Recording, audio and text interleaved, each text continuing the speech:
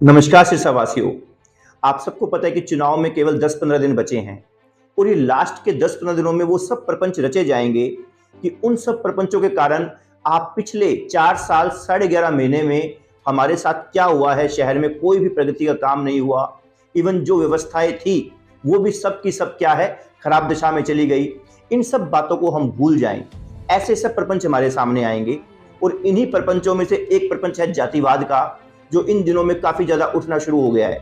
पूरे शहर को 2 या 3 जातियों के अंदर बांटने की कोशिश की जा रही है और मैं कहता हूं कोई बात नहीं, लेकिन आप जो पर्टिकुलर जाति का नेता है वो कहता है कि हाँ भाई मैं इस जाति के वोट मुझे पड़ने चाहिए, वो सब जाति के लोग इकट्ठे होके अपने उस नेता से पूछे कि भाई साहब हम आपको जिता देंगे इकट्ठे होके, लेकिन आप हमें गारंटी दे दो कि हमारे समाज के जो लोग हैं, लेट्स सपोज पंजाबी वर्ग है या बनिया वर्ग है, तो बनिया वर्ग के लोग अपने उस बनिया कास्ट के पॉलिटिशियन को कह दो कि भाई साहब सारे वोट आपको पड़ जाएंगे, लेकिन आप हमें गारंटी दे दो कि हमारे शहर की सभी सड़कें जिन पे बनिया चलता है वो सब सड़कें सही होनी चाहिए।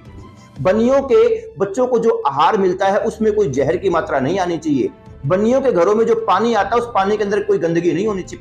पंजाबी वाले से पूछे कि हाँ भाई हमारे जितने पंजाबी हैं उन सबके यहाँ बिजली सही आनी चाहिए, टाइम पर बिजली आनी चाहिए, और पंजाबियों के कोई भी बच्चे ड्रग्स से मरने नहीं चाहिए। आपको पता ही है शहर में सैकड़ों हजारों बच्चे मरे ड्रग्स से। जो डेटाबेस है वो कहीं ना कहीं उस तरफ इशारा करता है कि पंजाबी भाषी बच्चों की डेथ थोड़ी ज्यादा हुई है।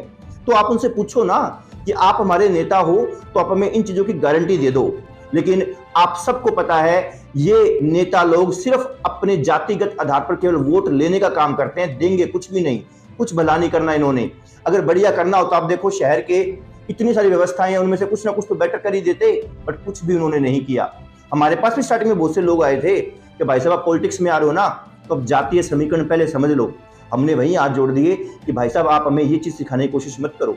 और वैसे भी आप हमारे मुख्य सहयोगी की टीम देखो, आपको हमारी टीम में आपको अरोड़ा कास्ट के लोग भी मिलेंगे, बनिया कास्ट के लोग भी मिलेंगे, जाट भी मिलेंगे, कुम्हार भी मिलेंगे, शर्मा ब्राह्मण भी मिलेंगे। हर जाति के लोग हमारी मुख्य सहयोगी टीम में आपको दिखेंगे। तो अल्टीमेटली हमको तो ये समझ आता है कि कुल मिलाकर जो हम चुनाव लड़ रहे हैं, हम सबकी जाति भारतीय है और हमें भारत के विकास के लिए, हरियाणा के विकास के लिए और सिरसा के विकास के लिए कार्य करना है। और एक बात और भी सोचो, अभी लेटेस्ट ये भी सुनने में आ रहा है कि जो लीडिंग नेता है वो क्या कहते हैं कि देखो मान लिया मैंने काम नहीं किया, मान लिया आपको मेरे से शिकायतें हैं, लेकिन आप ये समझ लेना अगर आपने मुझे नहीं जिताया दूसरे को जिता दिया तो वो तो शहर को माइनस में ले जाएगा, गुंडागर्दी बहुत ज्यादा बढ़ जाएगी।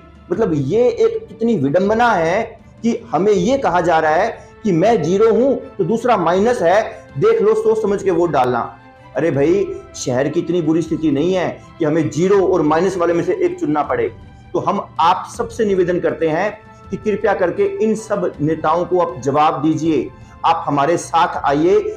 हम लोग आपके घरों से उठे हुए बच्चे हैं जो आप हमेशा अपने घरों में बात करते रहते हो कि शिक्षित लोग आने चाहिए। कब तक ये राजनीतिक जो खानदानी लोग हैं यही राजनीति करते रहेंगे?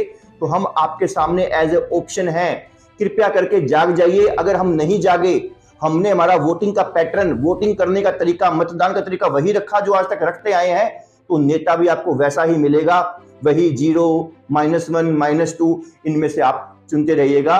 प्लस नेता मिलना बड़ा मुश्किल होगा अगर हमारा मतदान का तरीका पुराना ही रहता है तो।